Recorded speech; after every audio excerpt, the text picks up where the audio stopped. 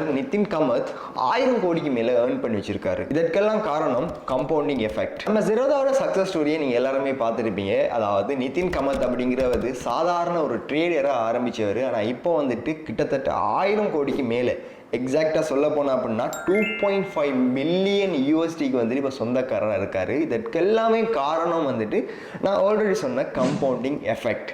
அதே மாதிரி இன்னொரு சக்ஸஸ் ஸ்டோரியை பார்த்தோம் அப்படின்னா இன்ஃபோசிஸ் ஃபவுண்டர் நாராயணமூர்த்தியை பாருங்க. அவரோட ஒய்ஃப் சுதாமூர்த்தி கொடுத்த ஜஸ்ட் 10,000 வச்சு தான் அவரோட கம்பெனியை ஸ்டார்ட் பண்ணாரு. ஆனால் இன்னைக்கு வந்துட்டு ஒரு $multi-billion கம்பெனியை அதை சேஞ்ச் பண்ணியிருக்காரு.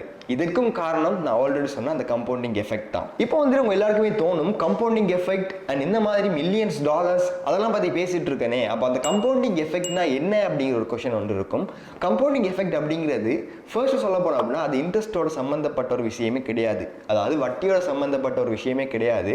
அது என்னன்னா, நம்ம ஒரு நல்லா க்ரோத் ஆகிட்டு இருக்கக்கூடிய ஒரு கம்பெனியை பார்த்து நம்ம இன்வெஸ்ட் பண்றோம். அவங்களோட ஷேர் நம்ம வாங்கி வச்சிருக்கிறது மூலமாக அவங்களோட கம்பெனிக்கு வந்து ஏதோ ஒரு ப்ராஃபிட் வரும். லைக் அவங்களோட கம்பெனி வந்து போன இயர்ஸ் இருந்ததோட வந்து இந்த முறை வந்துட்டு நிறைய ரிட்டர்ன்ஸ் இருப்பாங்க, நிறைய வந்துட்டு க்ரோ ஆகியிருப்பாங்க. ஸோ அந்த மாதிரி நம்ம வாங்கியிருக்கிற ஷேர்ஸுக்கு வந்துட்டு என்ன செய்யும் அப்படின்னா அந்த கம்பெனி க்ரோ ஆக அந்த ஷேர்ஸோட வேல்யூஸும் க்ரோ ஆகும். ரியல் டைம் எக்ஸாம்பிள் அப்படின்னு பார்க்க போனோம் அப்படின்னா இப்போ நம்ம 2025 இருக்கோம், நம்ம இமேஜினேஷனுக்கு 2015 இருக்கும் அப்படின்னு வச்சுப்போம்.